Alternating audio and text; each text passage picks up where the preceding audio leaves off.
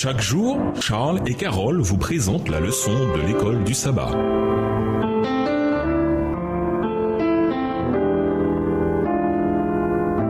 Bienvenue dans votre émission Dieu nous parle. Nous voilà à la leçon de vendredi. Pour aller plus loin, dans les églises de Galatie, le message évangélique avait été supplanté par une erreur flagrante. Le Christ, vrai fondement de la foi, était virtuellement éliminé au bénéfice des cérémonies périmées du judaïsme. L'apôtre comprenait que pour sauver les Galates des dangereuses influences qui les menaçaient, il fallait recourir aux mesures les plus rapides et aux arguments les plus incisifs. Les ministres de l'Évangile doivent apprendre à adapter leur action à la situation de ceux qu'ils veulent aider. L'affection, la patience, l'esprit de décision, la fermeté leur sont également nécessaires, mais ils doivent en user à bon escient. Pour avoir une heureuse influence sur différents types de mentalités, placées dans des circonstances et des conditions diverses, il faut agir avec sagesse et faire preuve d'un jugement éclairé et sanctifié par l'Esprit de Dieu. Paul suppliait ceux qui avaient connu autrefois la puissance du Sauveur de retourner à leur premier amour. Avec des arguments irréfutables, il leur rappelait le privilège que Dieu leur accordait en les affranchissant par le Christ. C'est par son sacrifice, disait-il, que tous ceux qui s'abandonnent à lui entièrement peuvent revêtir la robe de justice. Il déclarait que quiconque désire le salut doit avoir une expérience personnelle et vécu des choses de Dieu. Les supplications ardentes de Paul ne restèrent pas vaines. Le Saint-Esprit agit puissamment dans les cœurs et ceux qui avaient erré dans les sentiers de l'erreur retournèrent à la foi évangélique. Désormais, les Galates demeurèrent fermes dans la liberté qui est en Jésus-Christ. À méditer,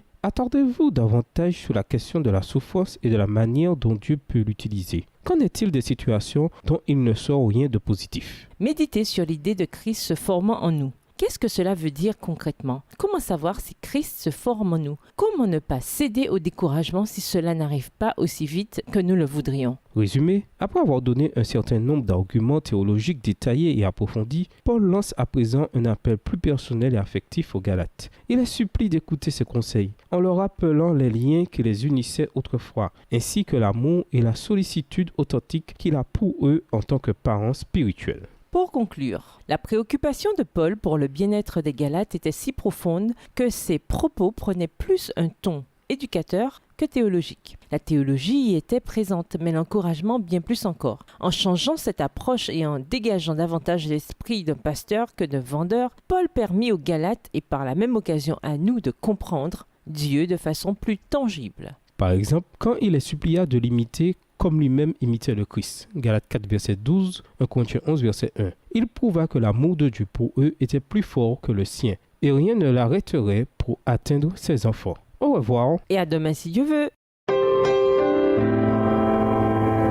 Dieu nous parle. Chaque jour, Charles et Carole vous présentent la leçon de l'école du sabbat.